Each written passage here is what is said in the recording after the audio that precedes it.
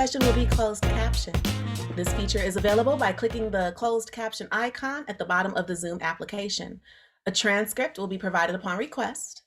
Participants, attendees, your mics are muted. Please submit questions or comments using the Q&A icon at the bottom of the Zoom application. Your name may be read aloud. Engage this topic online with the hashtag NCIDinprogress and follow us on Twitter at UMISHNCID. The National Center for Institutional Diversity's mission is to produce, catalyze, and elevate diversity scholarship. Welcome to the series launch for In Progress, Research in Response to Crisis. This series aligns with our elevation mission as we establish a platform for diversity scholarship in response to crisis. We explore ways that scholars mobilize resources to build reparative research relationships, meet urgent needs in their community, and encourage ethical practices of dissemination. These conversations with our small grant awardees and their collaborators inform us and the need to act now. My name is Ashley Woodson. I'm the Assistant Director of NCID. Please help us build this and other NCID programming by completing our post-event survey sent to the email address you used to register for this event immediately following our conversation. Our theme for today is LGBTQ+ college students and mental health possibilities. The varied vulnerabilities of LGBTQ+ young adults are broadly understood, but research, advocacy, and praxis on college campuses have yet to secure conditions of belonging or thriving for this diverse group. Every member of our panel asks why this is the case and offers insights into the nature of this injustice so we can work to mitigate it. We celebrate the presence and research of ominira, a second-year student at University of San Francisco studying international and multicultural education. They are a Black, Southern queer feminist student, educator, and writer, passionate about community and political education. They see the art of storytelling as a tool tactic of political imagination and enjoy confronting dominant narratives to dismantle systems of oppression. And I personally have a deep love for Omi and watching them confront those dominant narratives. So I'm really excited that Omi is here with us today. Brett Schofield is the Associate Director of the Center for Counseling and Psychological Services, Center for Collegiate Mental Health at Pennsylvania State University. He earned his Doctor of Philosophy degree from Wichita State University in Clinical Community Psychology in 2006. Dr. Schofield has devoted nearly his entire career to collegiate mental health, working as a clinician and administrator within numerous university-based counseling centers over the past 17 years.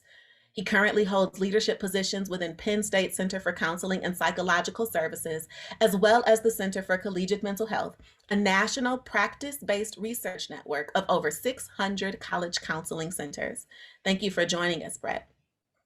Francisco J. Sanchez is an associate professor in educational school and counseling psychology at the University of Missouri.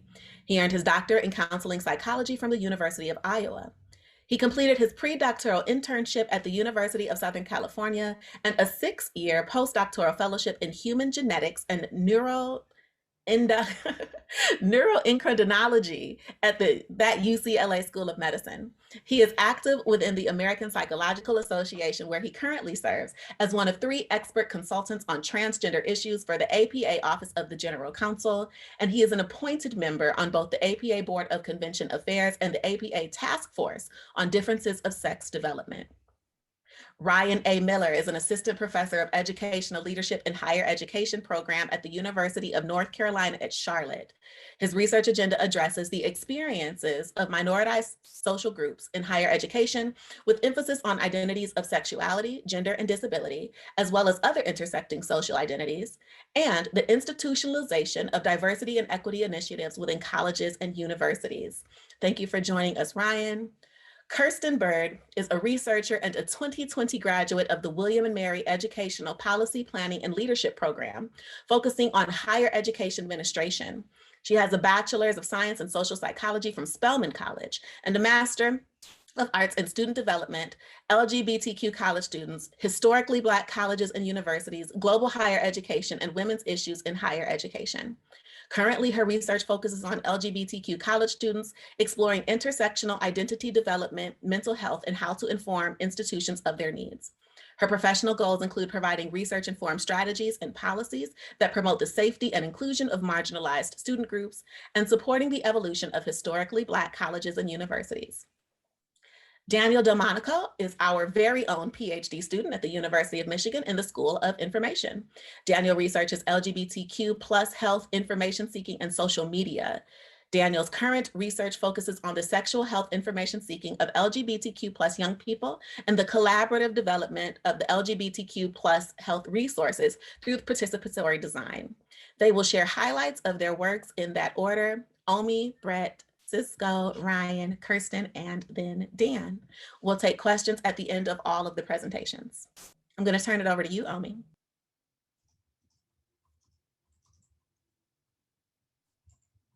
I don't believe I have the ability to start my video because the host has stopped it, but thank you so much. I just want to thank you for allowing me to be in this space, and I'm excited to know that art has a place in conversations and in this space. And what I will be sharing is a poem called Aperture, and this poem was written about my queer identity and its existence to time and space. And I ask that if you're listening to this, that you listen intentionally. The mirror is my enemy. Like splinters in my skin, I felt stuck, looking, peering into a weighted gaze, thrown into a weightless reality of unknowns, yet so very sure of myself, about the space I deserve, about the spaces I'm denied, still so very bound by the space I occupy, about my reflection in the mirror, about the woman that is supposed to stare back, but the man who doesn't, about the crippling confusion that manifests as they, them, a commodified descriptor that offers me space, security, but not enough, bound by definitive expectations, at the crossroads of identities that exist in a cosmos of colors I've never seen before, yet colors that seem so familiar, so futuristic, yet so historic. Histories erased by who I was taught to be. Colonized minds take up space where I'm supposed to breathe. Every breath policed by spatialities that possess no depth, just height and width. Boxed in repetitive dimensions that stretch into the foundations of my mind, my safe space. A space contained yet in motion, a space that calls me into becoming. Lost in undefined futurities that solidify the complexity of me. That affirm how multifaceted the root of my existence truly is, as in, there is no root, only an opening. There is no surface, only an interior. And floating aimlessly in this interior, this opening, are dark holes that ask me, darling, what are you so afraid of? Of the aimlessness, of being seen in the glory of unknowns as I drift in this opening. The knowing seems to become the lie. Uncertainty is my truth, a truth that is fluid, not fluid as back and forth, but fluid as in irrepressible. There exists no spectrum to be placed on. There is no range to be measured. As fluid as my reflection in a mirror that speaks back to me and says, darling, you have nothing to be afraid of. This is truth, my truth. It travels across space-time beyond cosmos. This truth is transgressing, transcendent, transformational, transparent. This truth is change. My truth is change. Octavia spoke at the threshold of an aperture and said to me, God is change. The only everlasting truth is change. God must be truth, my truth. God must be time and space colliding constantly with one another. God must be staring back at me in the mirror, inviting me into a passage, into timeless, unbounded variations of myself. The mirror is not my friend, but I no longer feel stuck. The mirror is the neutral messenger, inviting me into a space I deserve, observing me, partitioning me into fluidity, and finally asking me, darling, what does fear look like? Peering back into the reflection of the woman I'm supposed to be, I answer, you. Thank you for listening, and I appreciate being here again. All right, so I'm not supposed to jump in between panelists, but I definitely wanted to lead us in snapping for Omi. Thank you so much for sharing. That was incredibly powerful. The rest of y'all, since it's more traditional presentations, I'm not going to come in and snap for you. I'll snap for you at the end. But thank you, Omi, so much for sharing. Brett, you're on.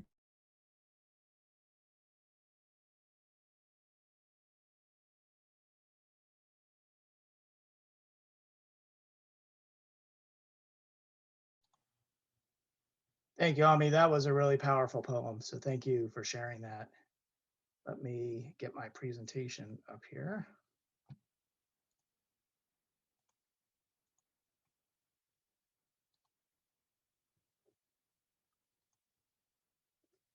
Well, so thank you for inviting me. This is really an honor to be here today to present on this topic. I wanted to share a little bit about the context of what I'm going to be presenting on today. And it's on counseling center work within higher education and students who seek services at counseling centers, and using that a large pool or data set to be able to understand student mental health, and in particular, how that might be used to advocate for LGBTQ plus students. So I want to tell you about the practice research network that we developed at the Center for Collegiate Mental Health. And to tell the story of how we started this, it's really important to think of the context of how it was developed. And that is, if you have to go back 20 years before 2004, when CCMH was developed, and what life in college counseling centers looked like back then.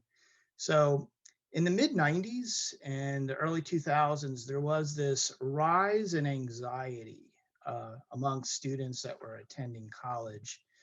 Before the mid-90s, depression used to actually be the most common concern experienced by students seeking college counseling services. But in the mid-90s and through the early 2000s, and especially after 9/11, anxiety actually overtook depression and became the most dominant prominent concern among college students seeking mental health services. And there was this growing demand for services. And at the time, there was a rise in demand, but there wasn't accompanying data to be able to show effectiveness of services or what students were experiencing. And administrators were making, within higher ed, were making uninformed decisions without having data available, and creating policies. And counseling centers were really losing their voice and being able to advocate for services. There was a lot of high-profile suicides, and then in particular, there was a conference that happened where counseling centers were pegged as black holes that you throw money into and that you don't get anything out of it. And hence the birth of CCMH came from some of this dynamic, where Dr. Beng Lok created it in 2014 as part of counseling center routine practice, developing standards for data and standardized measurements to be able to collect data on students that were coming in for routine care for counseling services, and using that data, growing it over time to understand the population of students that were seeking services. That has grown since 2014 to this past year, where we were able to actually collect data on 185,000 unique students from 153 different counseling centers in the past year.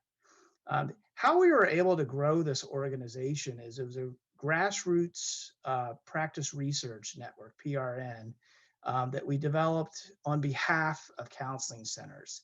So we consider ourselves as working in unison and on behalf of counseling centers. We had to get a lot of buy-in from directors of counseling centers, as well as electronic medical record vendors, to be able to collect this data as students, as part of their routine practice of receiving clinical services at counseling centers.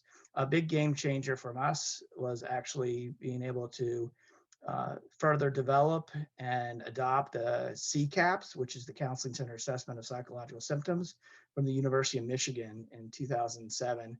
And that now is the most widely used instrument to measure mental health problems in collegiate settings today. CCMH just is a very nice diagram of our services and what our mission is. So this really shows the feedback loop where we use the data that we receive on students getting care. We use it to develop our tools, develop advocacy, to train counseling centers. They put those resources into the care that students receive, and then the care that students receive gives us data to make our tools and our information better for those people providing the care. So this is a nice illustration of what we do. Right now we have over 650 different schools that are part of our practice research network. And this is a really good diagram to show how we've grown over the years. To when we first developed in 2005, we had 36 members, and right now we're over 650.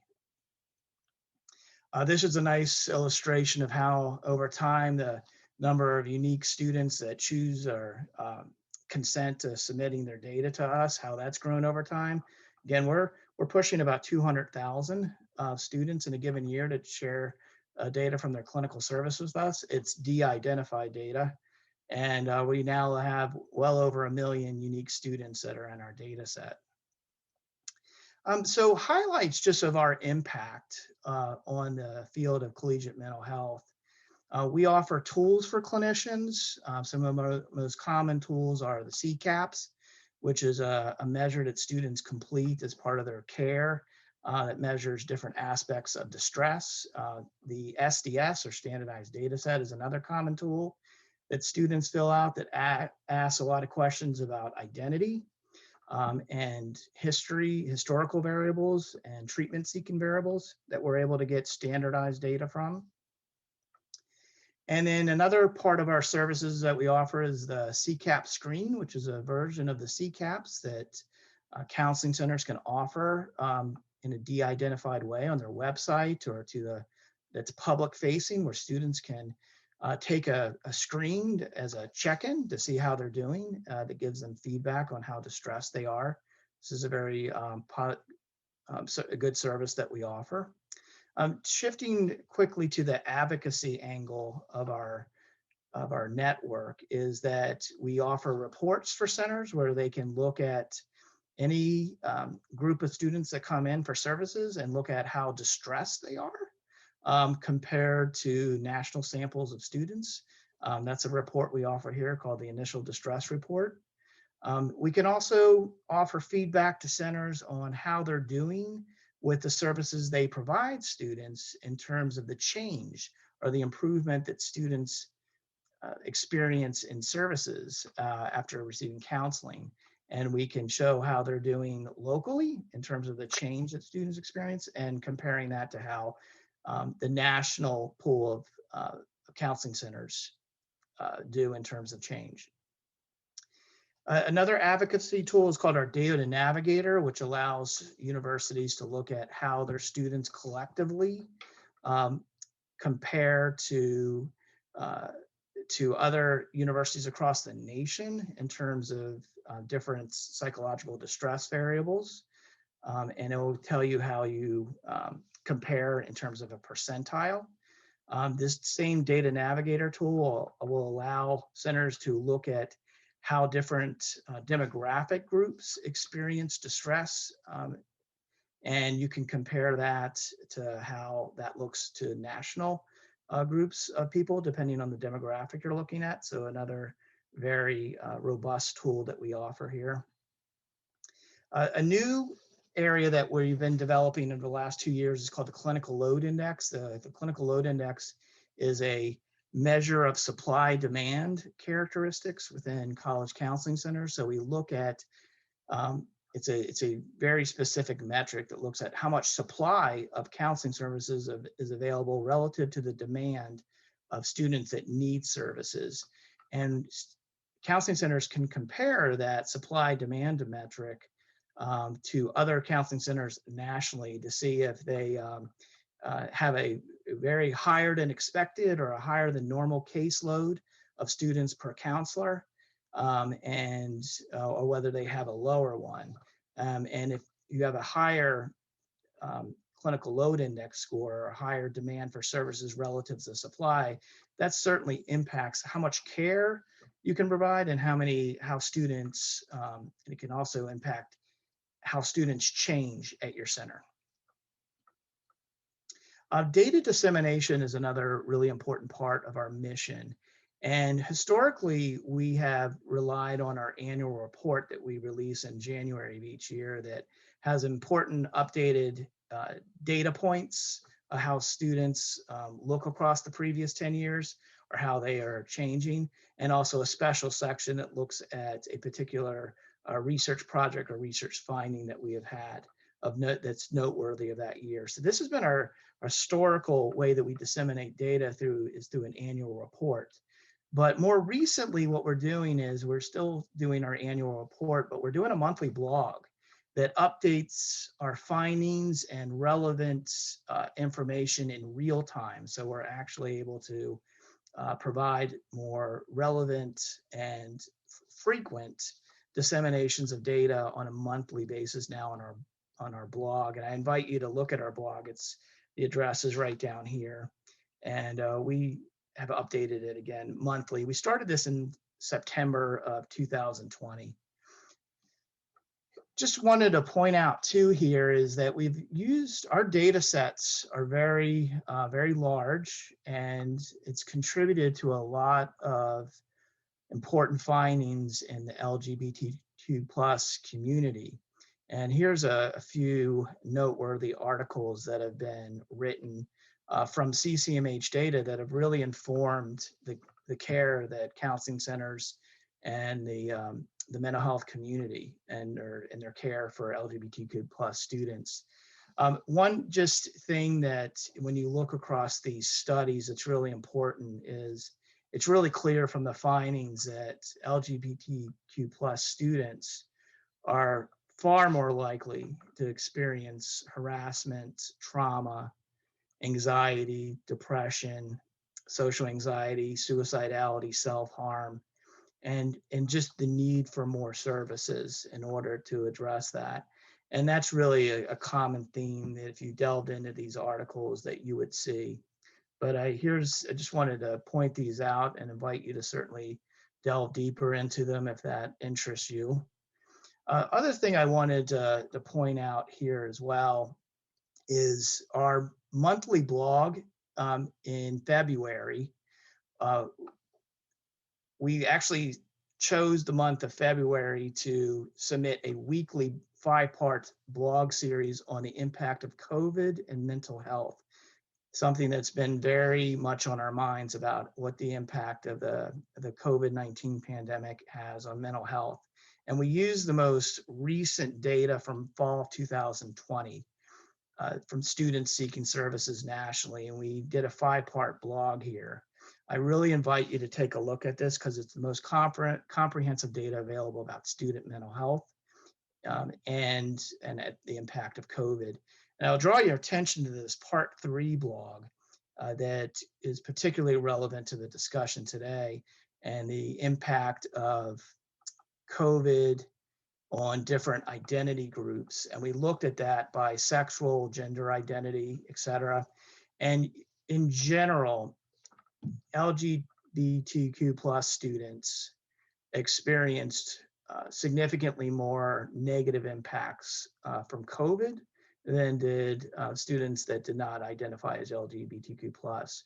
And just in particular, I'll show you that transgender men and non-binary really stood out as having more mental health, motivation, isolation, and academic impacts. Those two particular identities did. And another really just important finding that we discovered is that pansexual and queer students really experienced impacts really at far greater rates than any other identity across in terms of the impact of COVID in the areas of mental health, missed experiences, career, relationships, financial, health concerns, grief, loss, food and housing insecurity.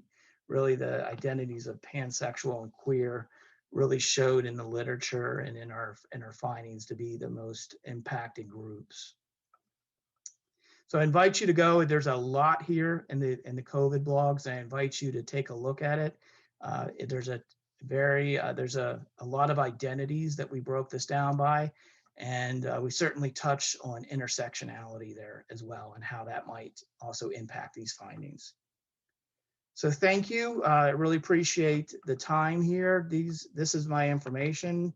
If you'd like to get in touch with me, and CCMH, if you wanted to follow us on Twitter, here is our Twitter address at ccmh_PSU. So I am going to stop and turn it over to Dr. Sanchez.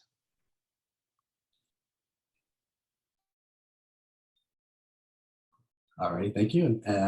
And thank you to Dr. Woodson for inviting me here today. I know about a month ago when we met to plan and coordinate for today, she was hoping that I would give a scientific talk more so, but a lot's been happening here at the University of Missouri, and so I've decided to speak about those issues and how leadership can exacerbate student mental health, in my opinion.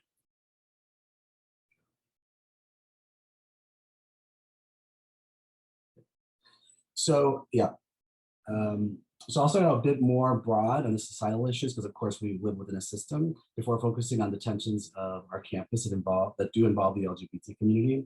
And so although it may seem that I'm focusing primarily on more general multicultural issues versus only on LGBTQ issues, all communities are being adversely impacted on our campus, especially considering that this is a primarily white institution in a very red state. So we all know that so much has been going on over the past several years in which we as a country and as a supposed civil society have been torn apart. It was already bad enough at a socio-political and cultural level, and then we had an international public health crisis hit us, one that was criminally mishandled, leading to far more pain and suffering in our nation than was necessary. If the virus itself wasn't bad enough, we had hundreds of thousands of loved ones die alone. We lost the opportunity to cherish milestones in our lives, such as graduation and being there when someone was born. We've seen disparities blow up, and we've seen communities scapegoated for the pandemic. Of course, our colleges and universities exist within all of this, and thus our staff, our students, our faculty, and our administrators are all affected in a variety of ways. Yet as staff and faculty, our ultimate responsibility is to ensure the health, safety, and academic success of our students. Even before the pandemic hit, rates of mental health problems on college campuses were on the rise. To some degree, the socio-political issues were contributing to this, and the pandemic only made this worse. In fact, scientific reports that are now coming out, including some from the University of Michigan, are reporting the rapid increase of mental health problems across our students attributed to the pandemic. So just in general, our students' mental well-being requires our attention, and this may be even more true to those of our students who are within historically marginalized groups. Like many campuses, MU has centers that have been established to create supportive environments and offer services to students from underserved and underrepresented communities. At Mizzou, we have 5 dedicated centers: the Gaines Oldham Black Cultural Center, the LGBTQ Resource Center, the Multicultural Center, Relationship and Sexual Violence Prevention Center, and the Women's Center.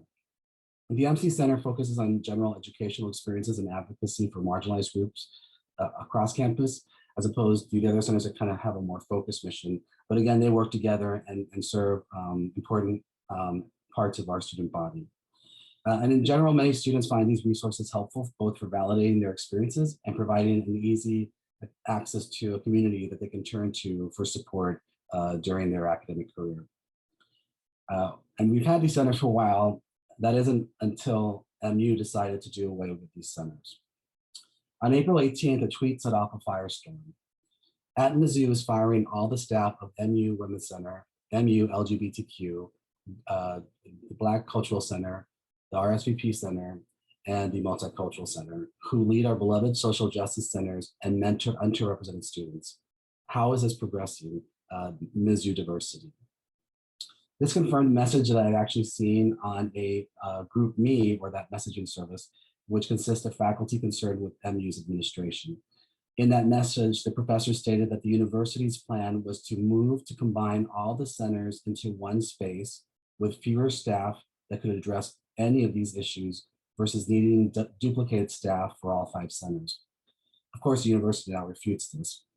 In a subsequent tweet, this poster put, "The news in this tweet has caused uproar on campus, including a protest this morning. At this point, it's just a rumor. Mizzou representatives have told KBIA, one of our local affiliates for NPR, that the rumor is not true. There has been no official announcement as of now." The problem with this and other statements that the university officials were putting out is that we live in what is considered a one-party state, meaning that any conversation can be recorded so long as the person making the recording is present while the conversation is occurring. Thus, there were digital recordings of the meeting with the social justice centers that were released to the media and seemed to contradict all the excuses and spin the administration was trying to throw out there. And it has led exactly to what the administration has been trying so hard to avoid. Student protest on campus, and although small at this point, it is seen as potentially the beginning of more protests to come as students have become frustrated about many issues over the past year. It has led to national attention on the university for things they don't want to be in the spotlight for. And it has led to public criticism of our administration, something that has been told to our campus as being unacceptable, and I'll come back to that in a moment. In terms of the centers themselves, if there was any question beyond the protests of how valuable these are for the mental health of our students, a commentary helped give life to this idea. In a commentary posted in the school paper, Faris Akrimi, a Mizzou alumnus, wrote about growing up in a small rural town about 30 minutes from Columbia, Missouri, as a multiracial kid in a blended immigrant family and as the only Muslims in town. And he was struggling with his sexual identity in high school. And he had heard about the center on our campus and decided to drive to Columbia while he was a senior in high school, where he found unconditionally welcoming staff who told him that although he was not a Mizzou student yet, that he was still a part of our community. And it is that warmth and validation that gave him hope in living.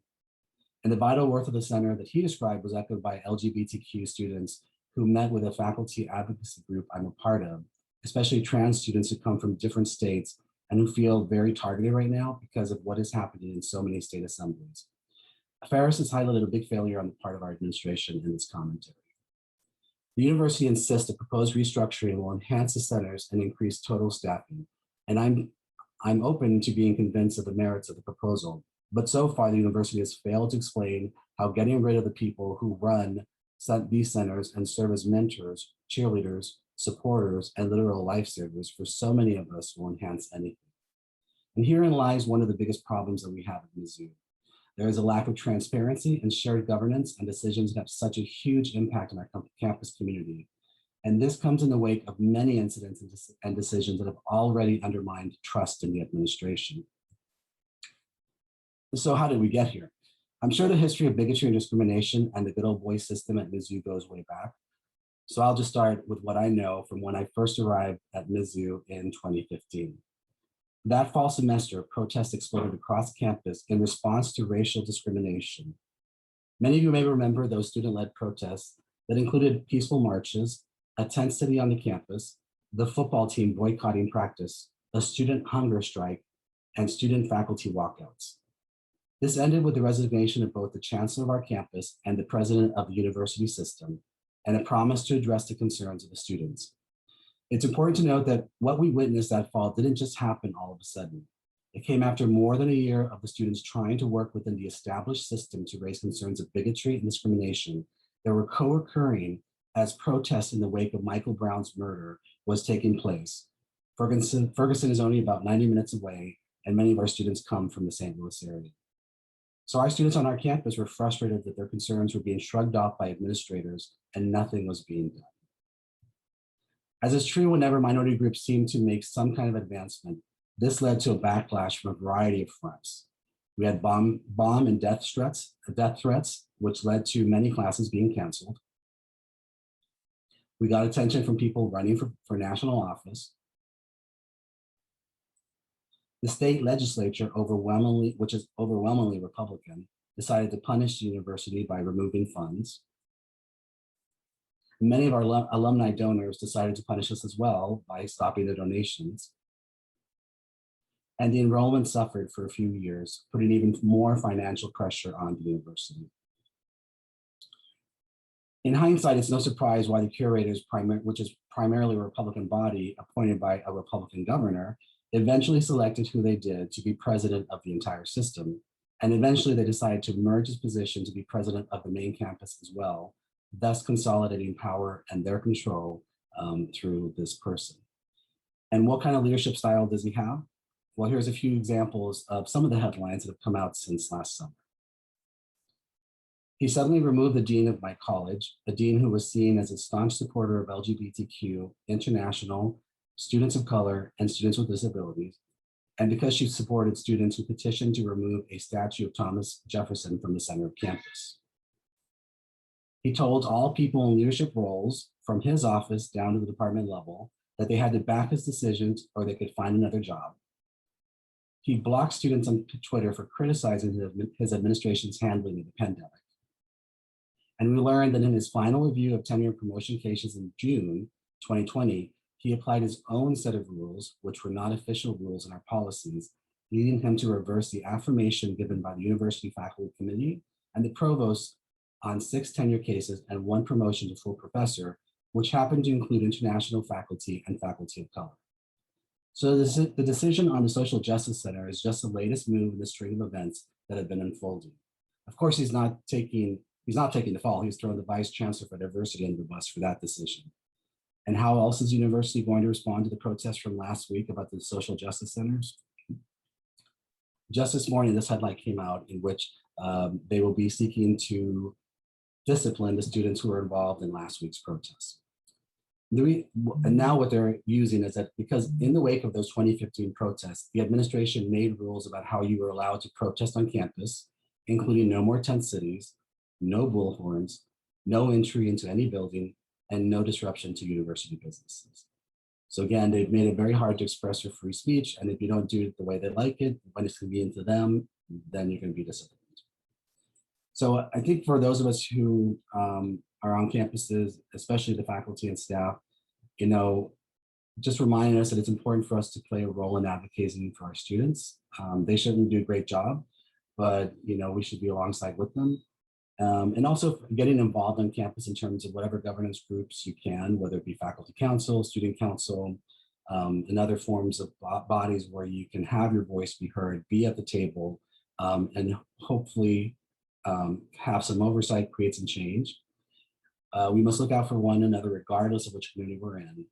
And one particular warning is that oftentimes, what I've noticed, at least within our administration, is that they wait until summer to do some of these more egregious moves because there's less people around as faculty, or not all faculty are on 12-month contracts. Many students leave for the summer, so there's less people around to notice anything that they do that might be against what people would want on the campus.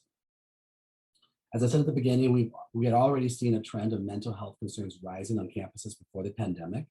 And then this has only worsened in the midst of a pandemic and numerous socio-cultural tensions. Now is a time that we should be supporting all our students versus disempowering them and stripping them of supportive resources that many see as stabilizing centers for their well-being. And as faculty, staff, and students, we can and should work together to hold our administrators accountable for their actions and inactions when it comes to social justice on our issues on our campuses. Thank you.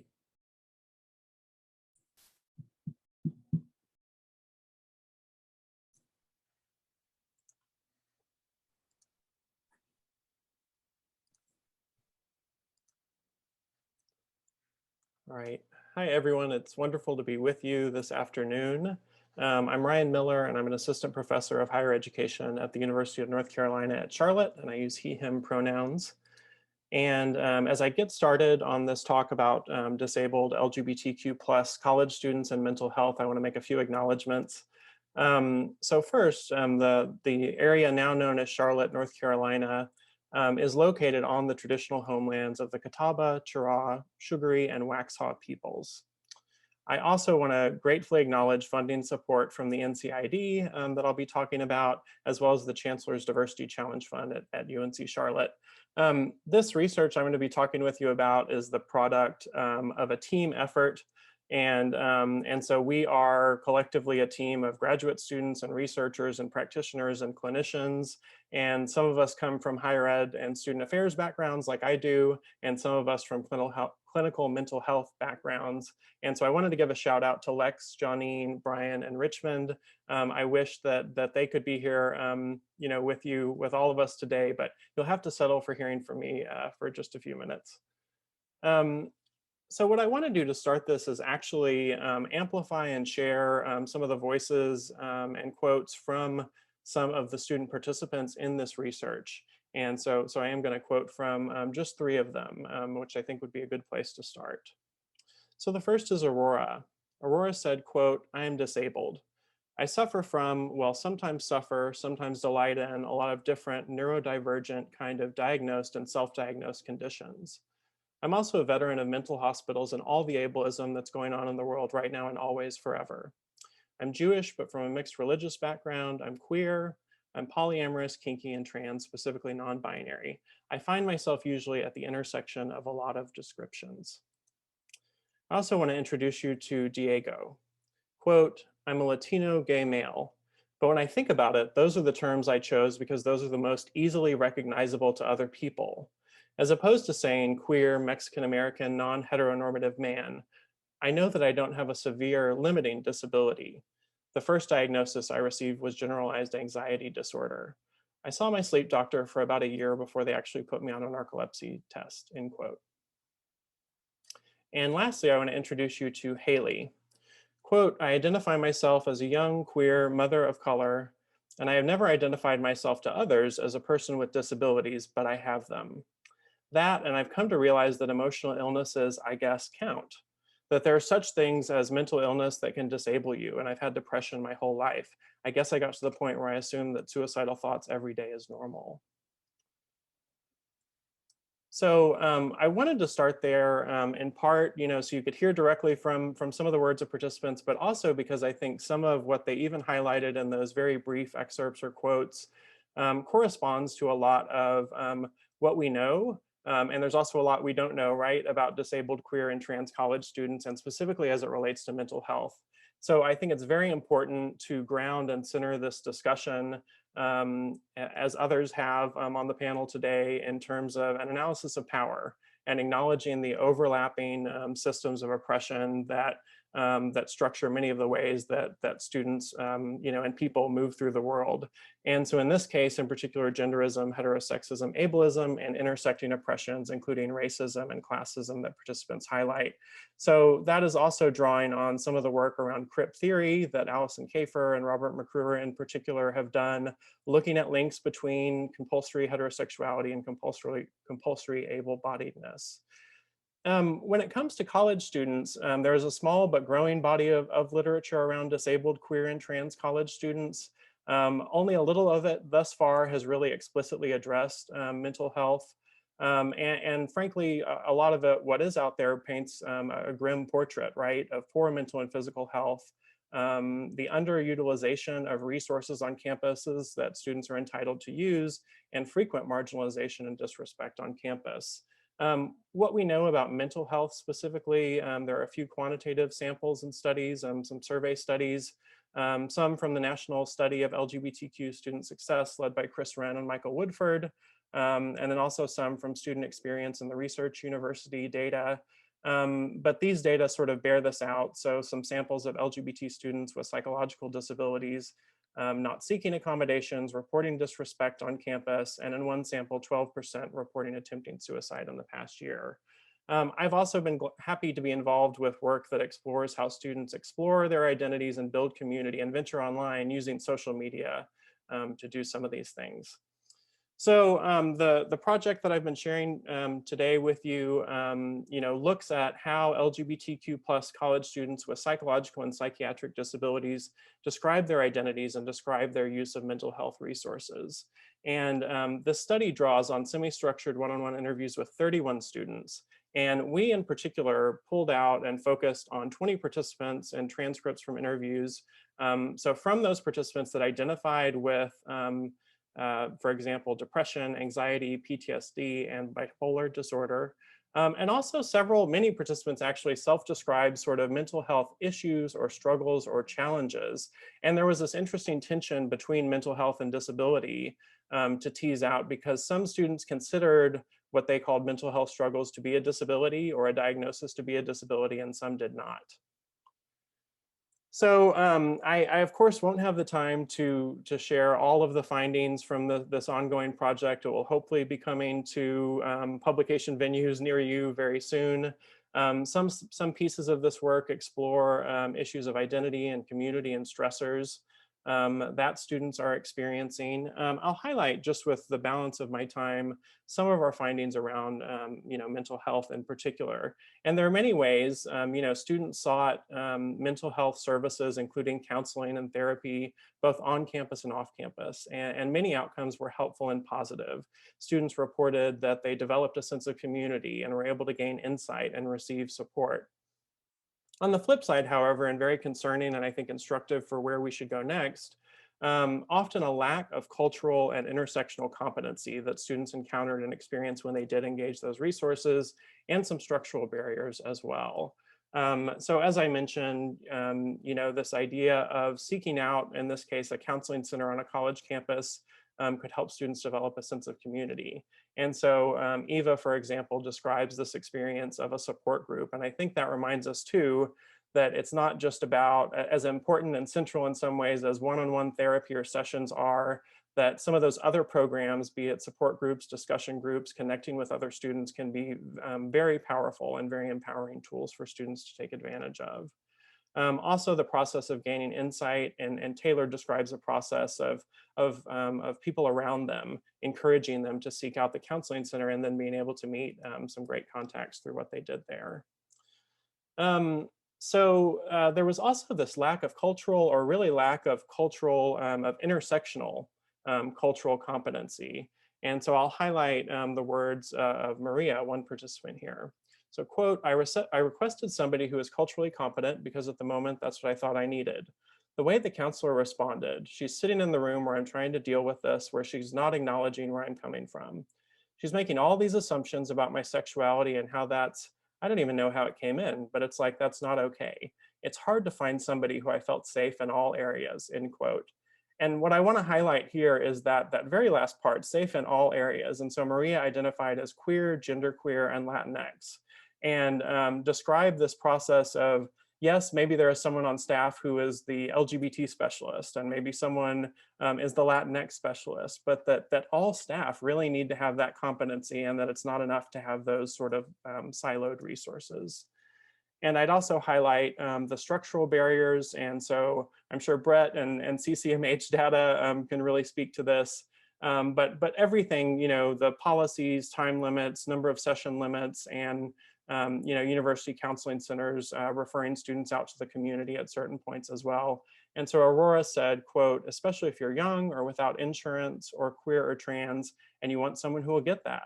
I'm feeling the pressure of, okay, what am I going to do after this runs out? It's always looking forward to the next challenge, end quote. And I think that really highlights the cumulative impact, right?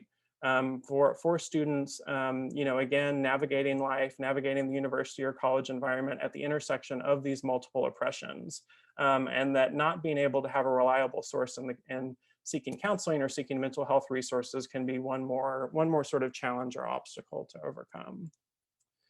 So I'm certain I'm out of time to present these recommendations in detail, but we really want to, I think, as these have alluded to, sort of staff training, intersectional competency, being client-centered, and doing more promotion and outreach that will actually reach students where they are. And with that, I look forward, please feel free, email me, find me on Twitter, and I look forward to being in conversation with everyone else and having some questions at the end of this gathering. Thank you all very much. Hello, everyone. I'm Kirstin. I'm a 2020 graduate of William & Mary's Higher Education Administrations program. And I want to talk about my dissertation, which explored the experiences of queer HBCU students and their experiences of environmental mental health risk.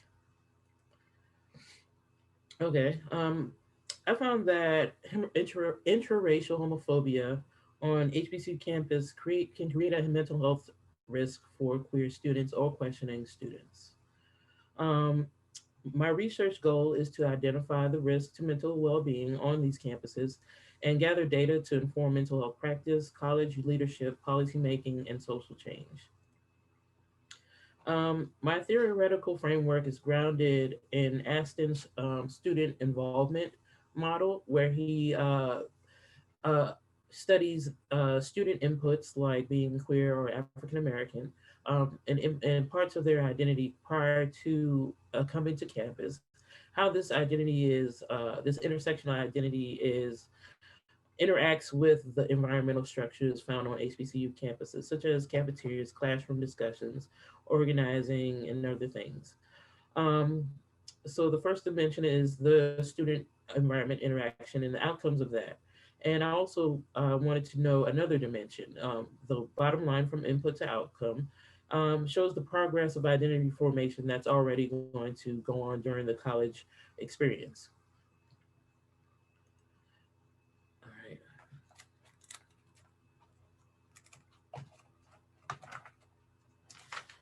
Okay, the findings, some things I found that were important from this study. First, most of the participants reported that their campus climates are tolerant but not accepting. So they're tolerated but they're not welcomed, or they're experiencing a chilly climate on their home campuses. Most of the participants in my dissertation exhibited mental health damages, such as a high level of fear and a high level of self-isolation. Um, and they also reported that there's a battle between being Black and being queer on HBCU campuses. And this battle takes a psychological toll, makes them tired. The dissonance is problematic. Okay. And as far as that, students on HBCU campuses who are queer or questioning, they continuously have to compartmentalize their sexuality and who they truly are for fear of judgment and in order to quote unquote get by. Okay, as far as recommendations, addressing the homophobic structures such as what happens in the classroom, what happens in the health center, what happens in the student counseling office. Um, we have to address where homophobia is, where the students are facing homophobia on their campuses, and focus on that for further research and advocacy. Um, and I also want to continuously gather data on the queer HBCU experience. Um, and creating inclusionary policies, environmental change based on this gathering of data and information. Three important takeaways from my dissertation that the students reported. Um, One of the biggest protective factors was the importance of friends. The friends shield them from the day-to-day homophobia that they experience, giving them a space of love, acceptance that shields them from the damages of the social homophobia they find on campus. Okay, as far as education, um, the HBCUs house a lot of resources, even though they're not visible, as there are Black queer books, different cultural experiences, and emergent opportunities. Um, and this gives them, it helps them because having knowledge of queer Black history, queer Black art, queer Black culture, It provides them with the role models and the words to battle homophobic debates that they may face on campus or off campus. And it gives them the information on how to battle oppression on the broader societal scale, as well as on their HBCU campuses. So they definitely um, use education to battle homophobia and to heal themselves from the damages of homophobia. As far as having housing official queer student organizations, these organizations bring vital resources such as queer mental health, um, queer sex therapy, relationship therapy, Black queer art, cultural experiences, history. These resources are vital to helping queer and closeted students.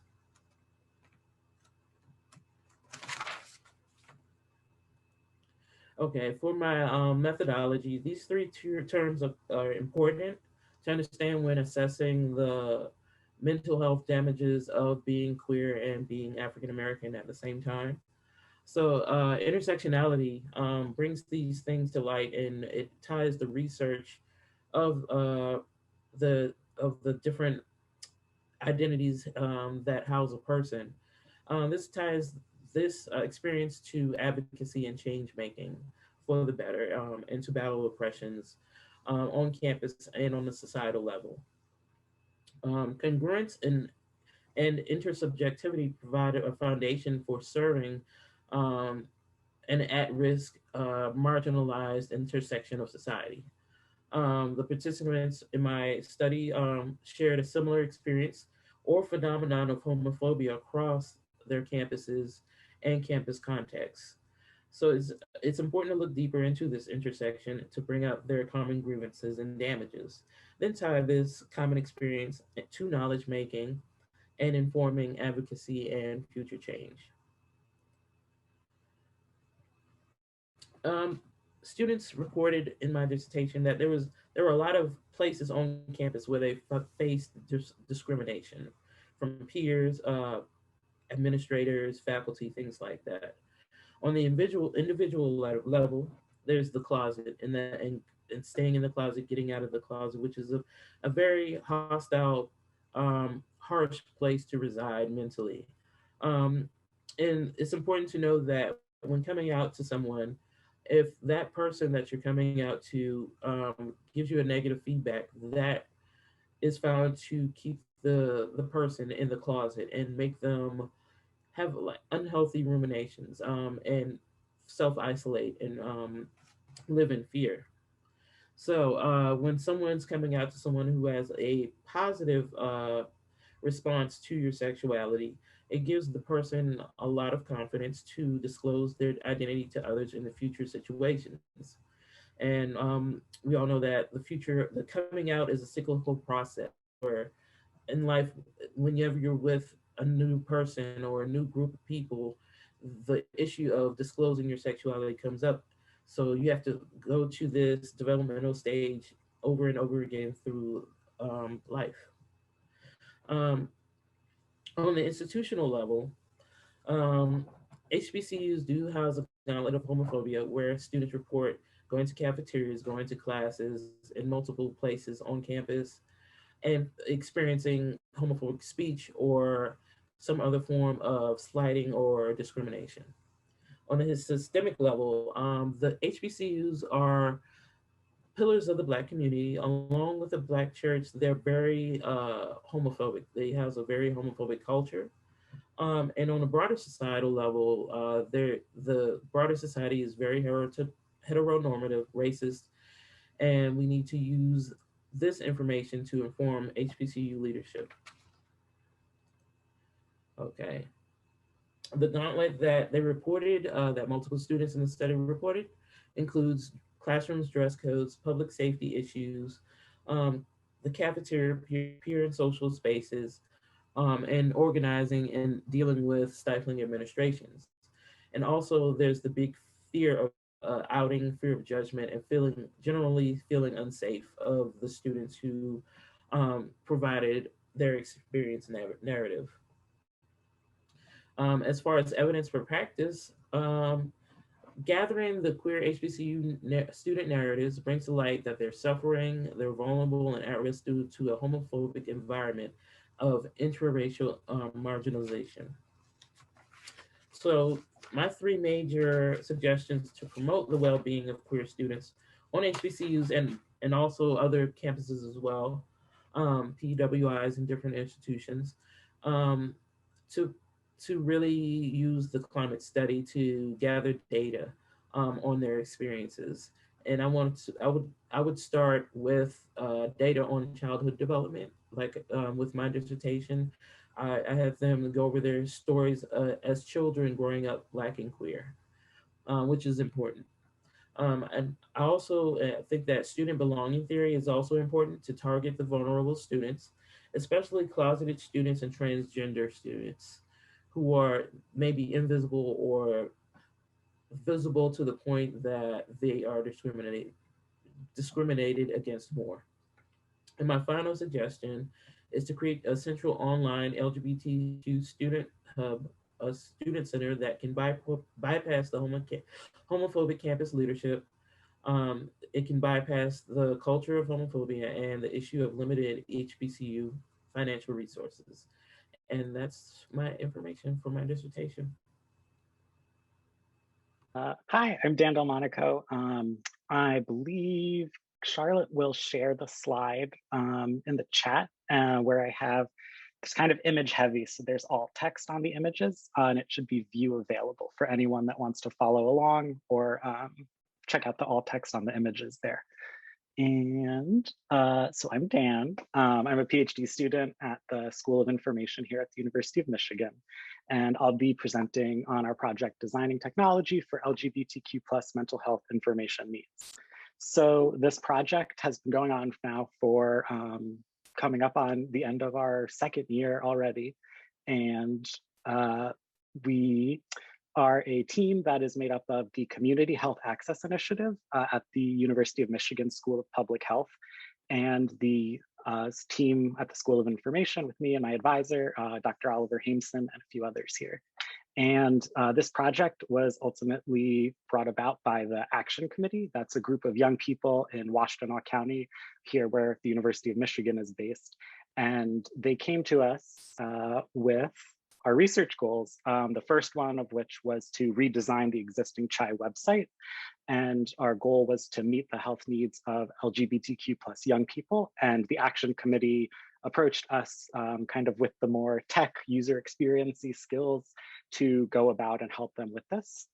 So we met with them, kind of talked about their goals for this redesign, and a big component that they wanted to emphasize was better supporting LGBTQ plus young people and their mental health needs, because they found a gap just in their own experiences of not having access to the information they needed. And then the other goal of this project that came about was understanding and then using that information about how young people are searching for health needs and the needs that they express to then go about designing this website and potentially other resources in the future that meet these needs. And so the two methods that we used to try to redesign this website as part of the study were 17 interviews individually with LGBTQ plus young people. And in our sample, they were between the ages of 15 and 25. And these interviews focused on health information seeking, health information needs and gaps that they've had in their experiences, and also an emphasis on how they go about searching for this information and what resources they're using, where the answer was kind of unsurprisingly, the internet was their biggest resource that came up and provided the most inclusive information. And for this presentation, we'll be mostly focusing on this second part of the methods, which were 3 focus groups with LGBTQ plus young people, including members of the Action Committee with CHI. And all of these focus groups included design sessions in which we asked the young people to kind of think about what their ideal web resource would include, what this CHI website could include, both content-wise and functionality. And next, I'll be sharing some of the designs that came up out of these sessions that the young people said they think should be included on this website we're redesigning. So this participant shared that they wanted the website broken down into kind of identity based on who would be searching for information on this website. And to them, the 3 people that might be looking were parents, youth, and then providers. And then they also broke down the resources into newsletters, new resources, and then potentially anonymous recommendations so that other people using this website could let CHI know what they need and what information they're seeking. This person similarly had the idea to break down resources based on if you're a parent, youth, provider, but then also added this component of searching for place specific resources in that area. One thing that came up was that just not knowing what exists in your own physical area, seeing resources, but not being where you're located or where you might need to access physical health resources especially, was something that they thought would be important. This person found that it was important enough to focus on mental health because they realized that it was not really covered as heavily on other resources that they've come across. This person, the focus seemed to be more on physical health and other components of sexual health that kind of neglected the mental health component. So to them, it was really important to emphasize and highlight that on this new website. And then the last design I'm sharing was another pretty frequent concern, especially related to mental health, was that just providers who were LGBTQ plus inclusive and inclusive of other identities were not available where people were and where they needed to access these resources. So this person suggested maybe having a search component that you could search for doctors by zip code, specialty, or insurance, and then a map would come up where you might have the person's name and then ratings. And this participant then also shared that they thought some type of community generated review or something that let people know kind of if they actually are LGBTQ plus inclusive and competent would also appear on this site. So kind of our findings that we from the information seeking and what gaps there were component of this research. Participants said that it was really important that they needed help finding inclusive mental health providers. And probably a big component that our participants felt that was missing was finding providers who were both supportive and competent in dealing with their LGBTQ plus identities, but also how that intersects with the other identities they have. This was especially important to our Black participants and other participants of color, where they felt that kind of therapists, especially mental health providers, didn't really understand their experiences as people of color and as LGBTQ plus people. And it was really hard to find providers that kind of occupied those spaces themselves and could speak to what participants needed. And then another thing that was absent from other mental health resources that they really wanted us to emphasize on this redesign and future resources was just navigating health insurance and cost.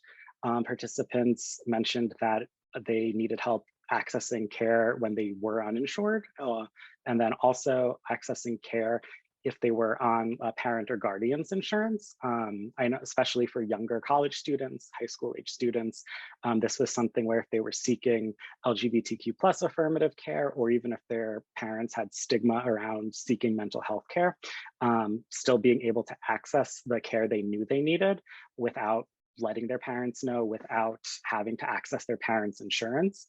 And kind of that helping them also relates to helping people who might be uninsured. We're kind of going around the system in the US that unfortunately we need to navigate in order to get mental health care.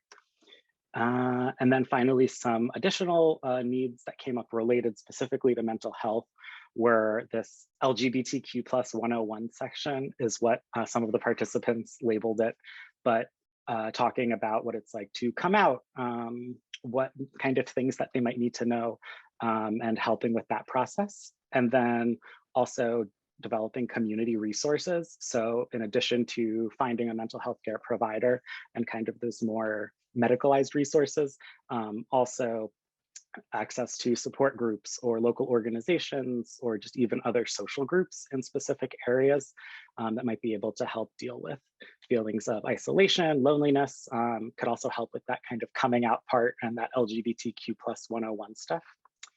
And then, so next I'll be just showing kind of where we're at with the website, how we incorporated some of the designs and information into what we came up with. So this is the homepage of the highly anticipated new website that we're hoping to release shortly. And all of these were designed by our excellent user experience designer, Kirstin Byrd. So thank you, Kirstin. But this would be the homepage with the mission for CHAI. And then kind of the main filters that you would be able to use were contact, information for providers, resources, and then about CHAI. So if you click on the resources, we have this that would be kind of a filtering system that was really important to all of our participants so that they could get specifically their needs met. And so we have who's looking for the resources, specifically kind of what the resources encompass and focus on. So we have mental health, substance use, gender identity and expression, and sex education. And then also what came up a lot in our focus groups and interviews was the idea of filtering based on identity related to your LGBTQ plus identities. So we experimented with including that. And next I'll show just if you click on the mental health filter, these are just some examples of resources that would then be available. So these are 3 that CHAI developed that are related to mental health. You and your friend's mental health journey, what to look for in your therapist, and then self-care during the time of COVID-19.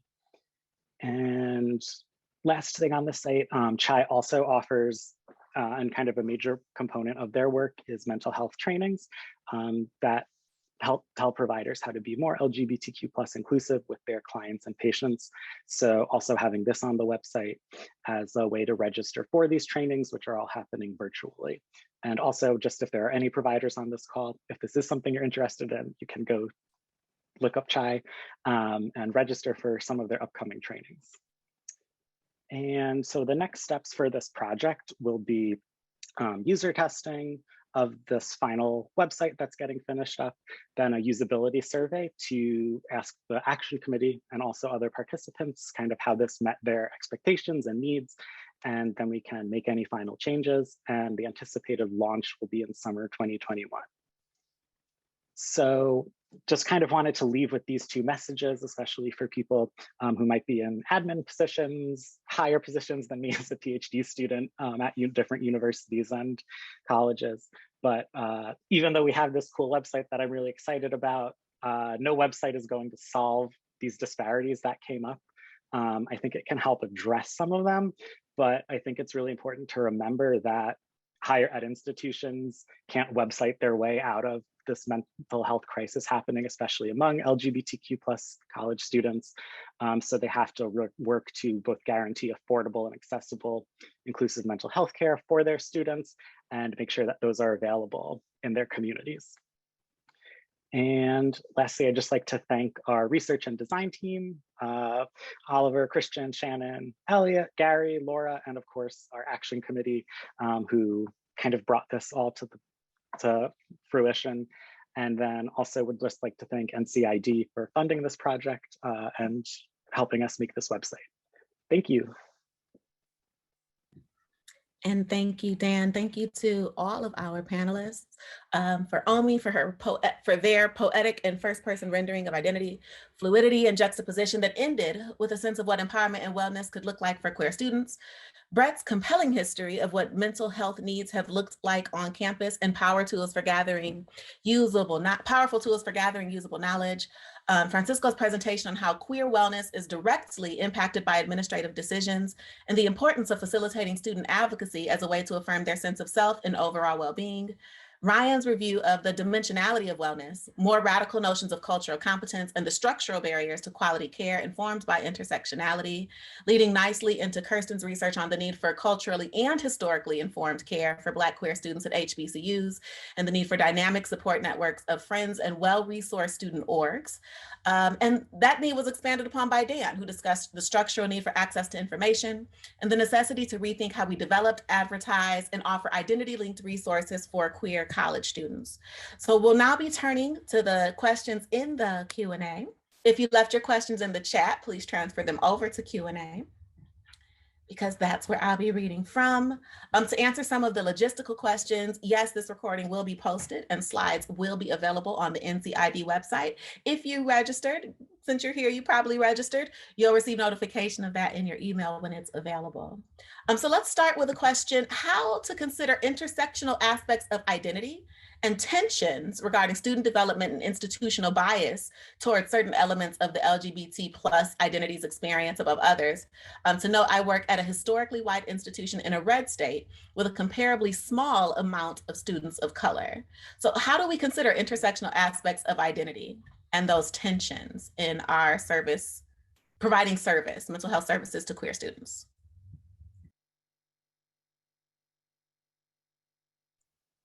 I'm happy to jump in first and share a thought. I think it's, and I don't know if this will get at everything you're asking about, but I think it's first important to acknowledge much of our student development theory is not intersectional and does not acknowledge power. And so we're starting, from a disadvantage there. This is changing, thankfully, but, perhaps not as fast as some of us would like. So I think, some of what, and my research in particular has looked at is also how students experience some of these resources on campus.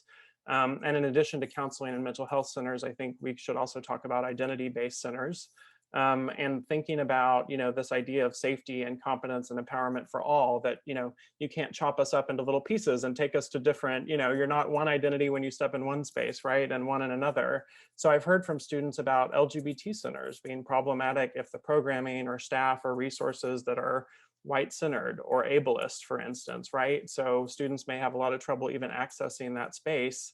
Also for disability services, it's problematic if disability services don't acknowledge other aspects of identity, and whether providers are, again, actually competent to provide services that acknowledge other aspects of identity. And I would just say beyond that, that all practitioners, I think we need to move to this space where all of us are responsible for this, even if we do not work in a counseling center, even if we don't work in an identity-based space. So how can we all develop some of that cultural and some of that intersectional competence? I think that would go a long way.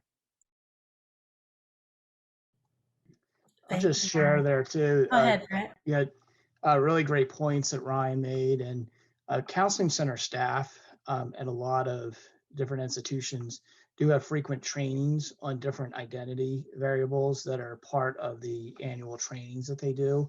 And we could always be doing more.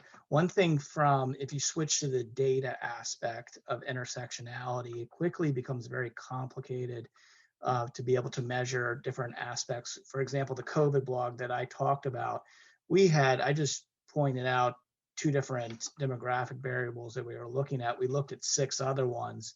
And then when you broke it down by the different sections of the identities, it could have been any number of, I think, 1 million combinations of different intersectionalities. So it can quickly become complicated to try to measure it when you add different intersectional identities in the research.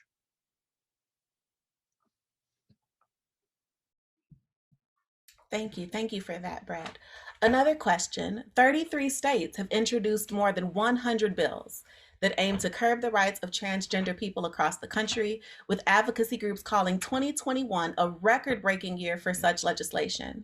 Do we know, or can we speculate as to how this might affect the well-being of queer students on college campuses, and what proactive steps could secure a greater well-being for queer students?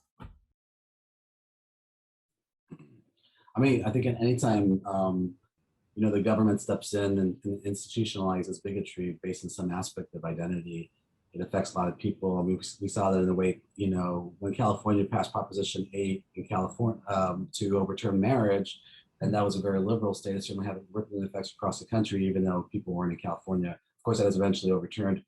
But this is sadly the way I think some politicians work. Whereas, it was just a summer ago that the Supreme Court ruled that, discrimination based on sexual orientation and gender identity was a violation of Title VII.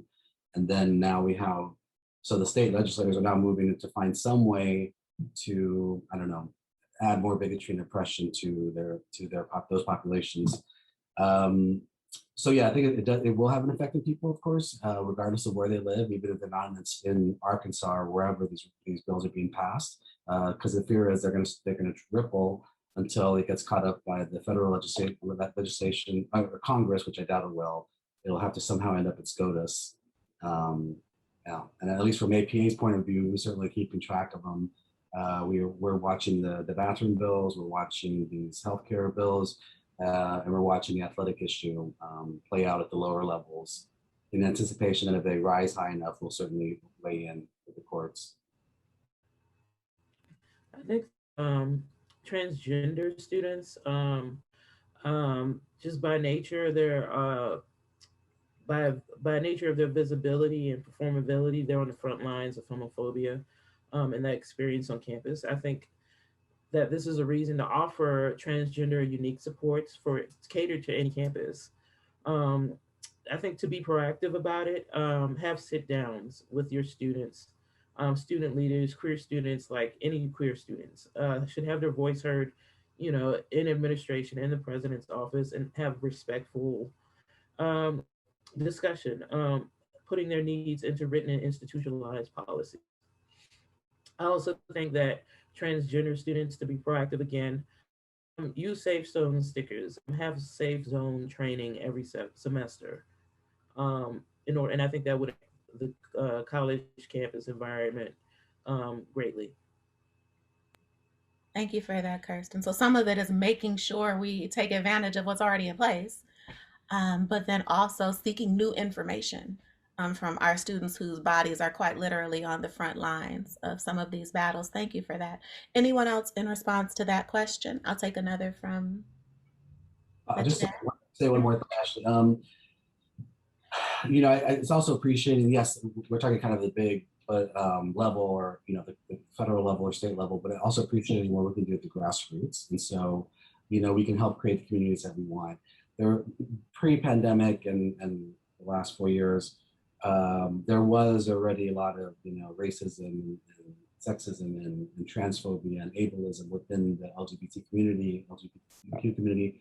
I would hope that after all that we've been having to deal with over the last 4 years, 5 years, including having to be socially isolated for so long, that when we are able to come together back in these spaces, that we can be more inclusive and be good citizens to one another, considering what's going on in our society. Thank you. All right, we'll take the next question. How do you find ways, this is from Chris, how do you find ways to shift away from deficit-based models and understandings of the needs of LGBTQ plus communities in your own work or research?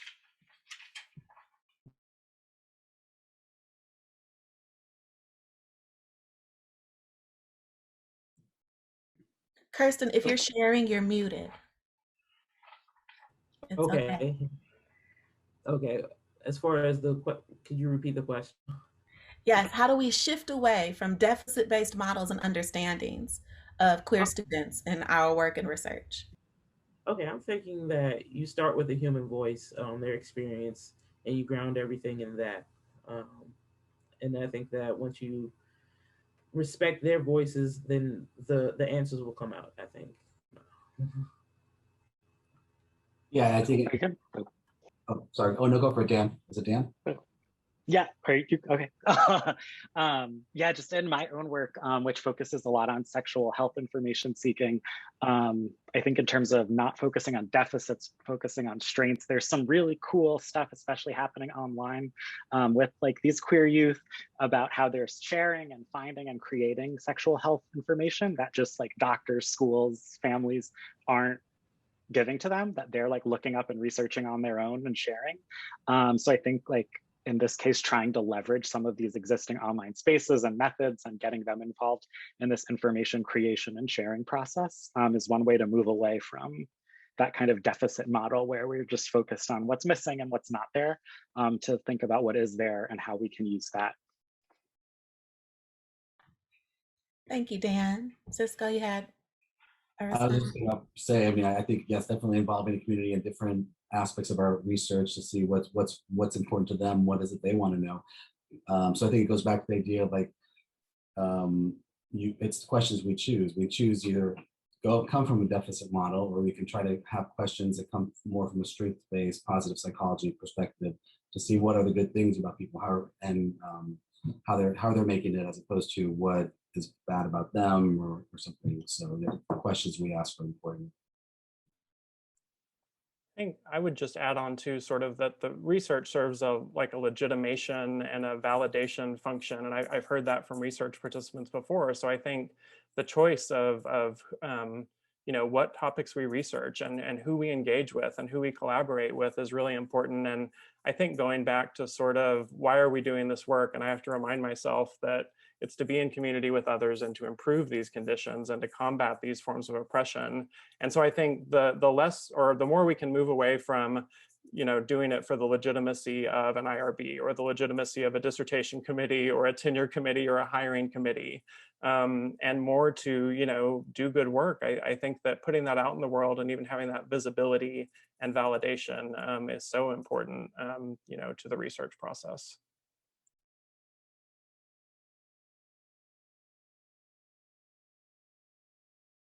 I wanted to add, if it's okay.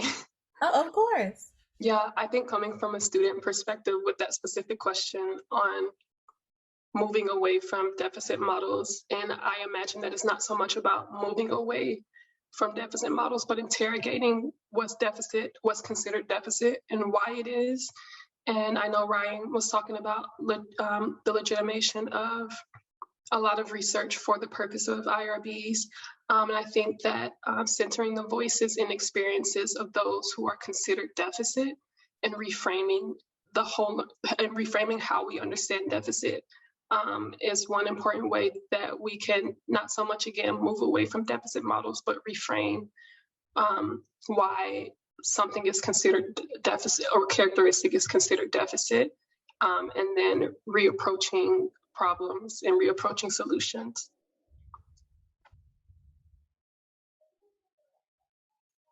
It's really important. And I think one thing that Omi's work inspires me to think about in terms of, this notion of the deficit, right, is it can only be a deficit if it's comparative, right? So when we begin to center communities that are underrepresented in the body of like academic knowledge, right, we can begin to even challenge that structure, that notion, that difference from the presumed norm is necessarily deficit. And continuing to be inspired by Omi, their poem definitely anticipated this question. In an amazing introduction to a Woman Studies quarterly special issue on queer methods, guest editors Matt Brim and Amin Ghaziani argue that queer social research methods reject the fetishizing of the observable. If empiricism grants authority to categories that are operationalized into observable units, then to queer empiricism means to embrace multiplicity, misalignments, and silences. Consider that gender and sexual orientation are not empirically stable. What we observe depends on how we measure. In what ways have you rethought or negotiated your methods to better illuminate the lived experiences of queer communities? And what forms of rethinking are still needed? In what ways have you rethought or negotiated your methods to better illuminate the lived experiences of queer communities? And what forms of rethinking are still needed?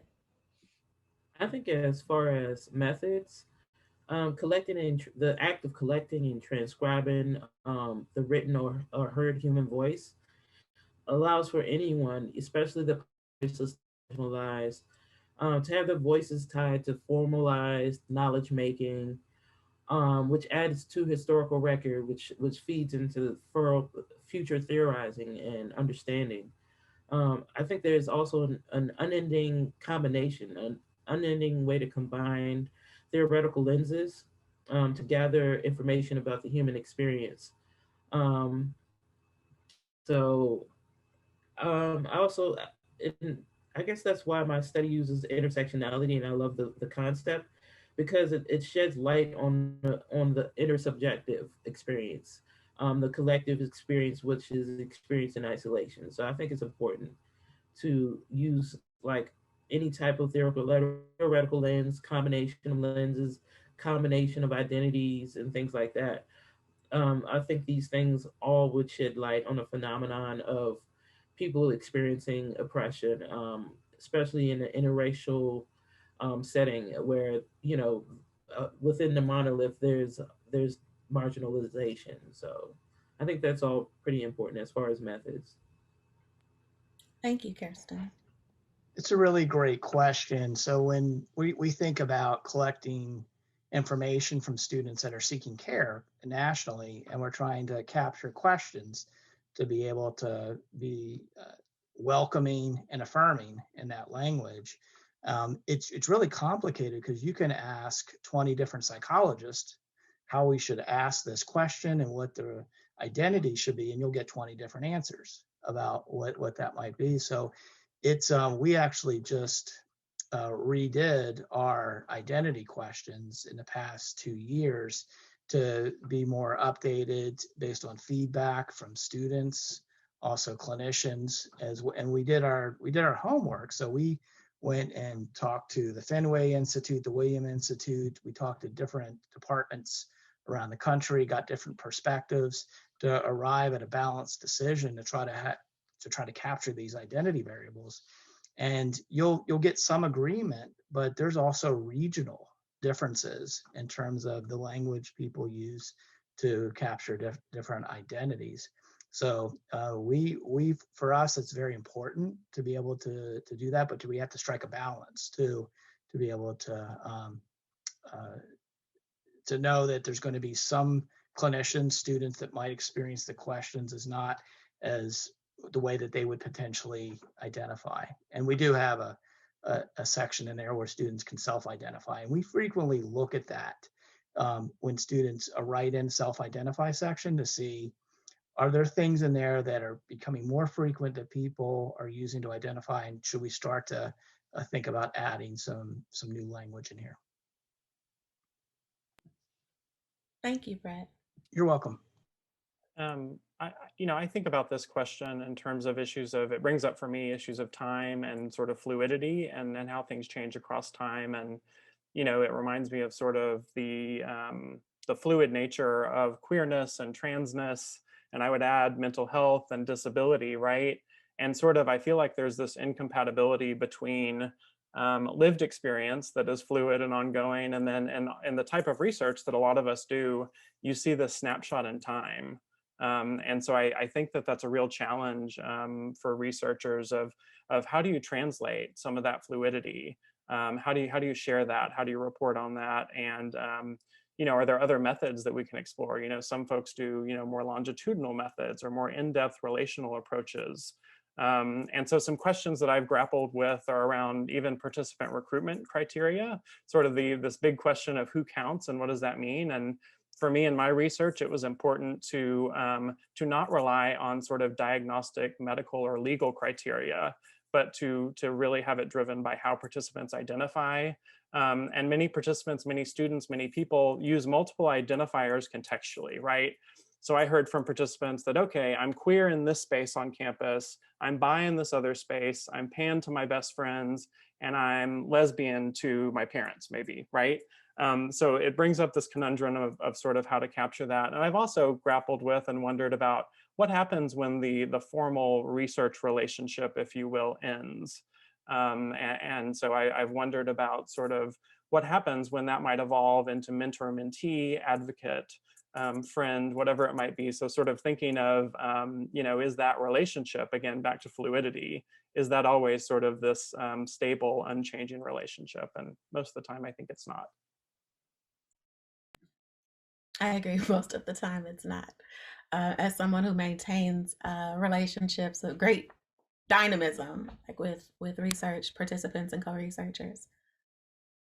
Other thoughts on how our methods shift, evolve, are dynamic in response to the populations that we study?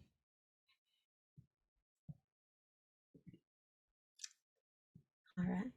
If you could press a button and change one policy or practice in relation to queer students' mental health possibilities on campus, what would you hope to change? I would require that institutions provide open and visible access to queer resources or supports. Um, the, the same quality of support as enjoyed by students attending colleges with official queer student groups. So I think that, everyone should have a high level of respect and responsiveness to their needs. I think that we should also look into belonging theory, student belonging theory, and seeing how we can help students who may be closeted or isolated. How do we target them and bring them out into a loving and accepting community? Things like that in the beloved community. Um, so yeah, I think targeting students who are suffering and working with them to bring them out of those closets and into a positive space where they're accepted into the community. I would want more funding for student counseling services, and or some way, if you can't have more staff, in some way they can partner with providers in the community. So I think we need more mental health services for students. Related, since you said magic button, I'll say free healthcare for everyone, so that everyone can get access to a therapist, and also that hopefully that there are enough therapists or other mental health professionals, so that you can find one that works for you and your identities, and you just can vibe well and not have to worry about if you're on insurance, if they take your insurance. I know I personally, like, it's been a mess trying to find someone in Ann Arbor who meets my personal needs and takes my insurance. And I have really great insurance. So I can imagine someone who doesn't have insurance. Yeah. I Magic did say the button. button was magic. Yes, go ahead. Okay. Okay. The button that I would like is to piggyback Cisco here is, yes, definitely the supply of services for mental health in college counseling centers across the country is much lower than the demand, just almost across the board. Not everywhere, but it is, especially the larger university you are, the more that exists.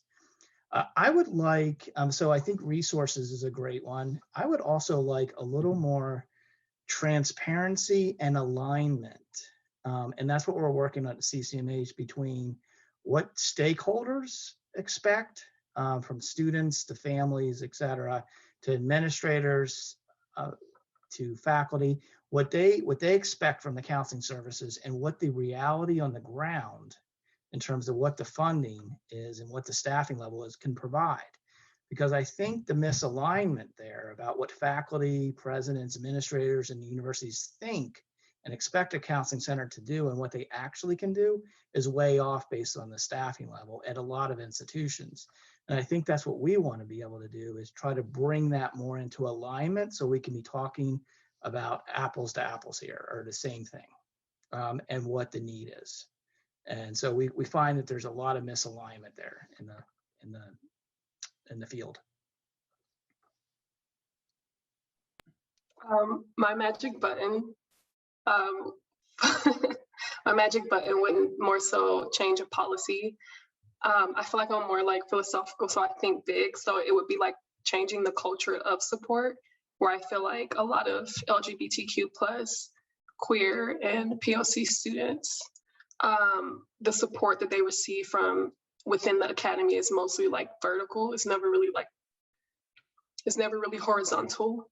And I envision mutual aid, the academy really digging into mutual aid support that comes from the bottom up, where students are the experts and are leading support, and being teamed with experts who aren't coming in again with this vertical mindset of support, this top-down approach, but more so a horizontal, communal approach to support.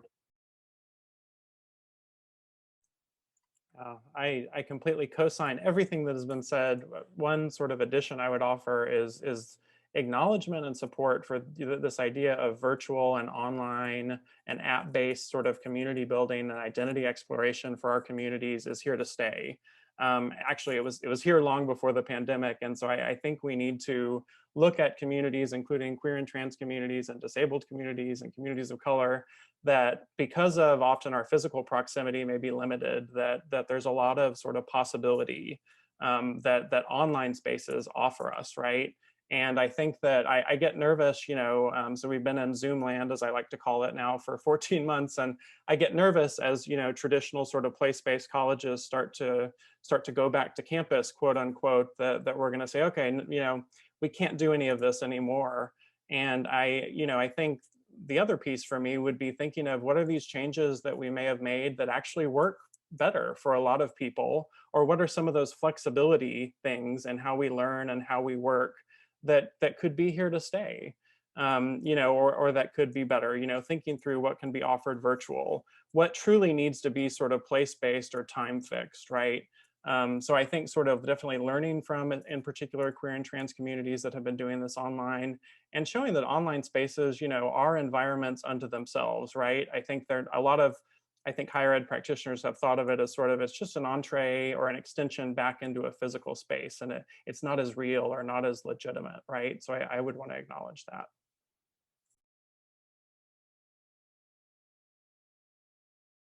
All right, was that everyone's magic button?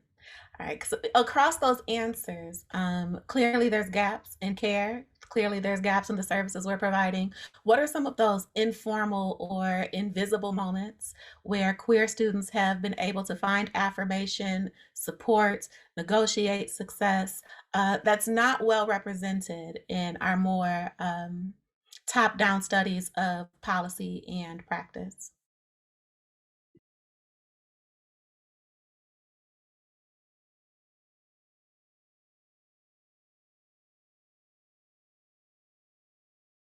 I think students need beacons.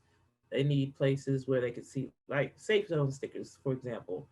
You don't know who's queer among the faculty or who's queer among the administration. But if you have someone like a little sticker on the door, that could mean a lot for a closeted student or a transgender student. So I think that little things like that are important. Actually making yourself visible. Participants in my study, they wanted to wear colors, rainbows, so that students will feel better who are in the closet who may be scared. So I think those things are important.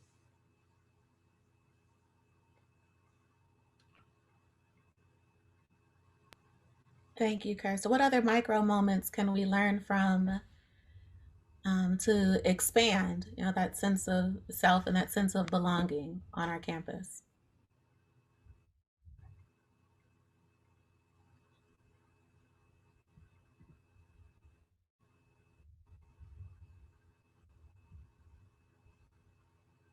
Okay, and we can come back to that one. I want to take a question from Tamara in the chat, and Kirstin, I know you already answered this. Is it helpful to distinguish between homophobic microaggressions and homophobia? I'm curious to know how to create and address this from a personal, interpersonal, and institutional perspective. What is the difference between homophobic microaggressions and homophobia? And how do we address this distinction in our research, art, or activism?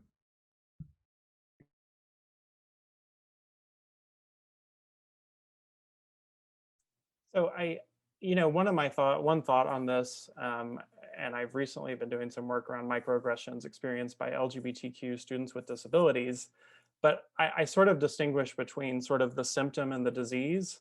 So sort of, microaggressions being the manifestation of some of that underlying system, right, of homophobia or transphobia or ableism or whatever it is. And I get a little bit nervous because the word is used so often, and it has a meaning and it does have power, I think, that sometimes we think that all marginalization, it's almost as if, we say, well, it's all in this microaggressions bucket. And I think that's not true. Sometimes they're just straight up aggressions. Sometimes there are macroaggressions. Sometimes that is violence, that is discrimination, that is trauma. So I think it is important to sort of name some of those things and to be clear about that, because unfortunately, I think it's a great concept, but sometimes even that name micro allows it to be dismissed a little bit. It's something, that I think a lot of, sometimes that I see in the media and some mainstream spaces where it's dismissed or is seen as like, this is that liberal higher ed garbage, frankly, that people have said that when we start talking about microaggressions. So I would hate to see the power of that sort of diminish. And I think it's important to name microaggressions, but also name those macroaggressions when they happen too. Thank you, Ryan. And as my students would often point out to me, I am over time. So I was enjoying the conversation so much, I stopped looking at the clock. So thank you, Dana, for bringing that to my attention. I want to thank Brett, Ryan, Kirstin, Omi, Dan, and Francisco for joining us today. I want to thank all of our attendees in the audience for your amazing questions, for your attention, and your dedication to acting for dignity and in allyship with our queer students on all of our campuses. For those of you again asking for slides, they will be available through the recording that will be posted on the NCID website. Again, please help us build this and other NCID programming by completing our post-event survey that will be sent to the email address you used to register for this event immediately following our conversation. Thank you for joining us for our series launch of In Progress, Research in Response to Crisis. Thank you so much, brilliant panelists. Thank you again, attendees, and we'll see you at the next event.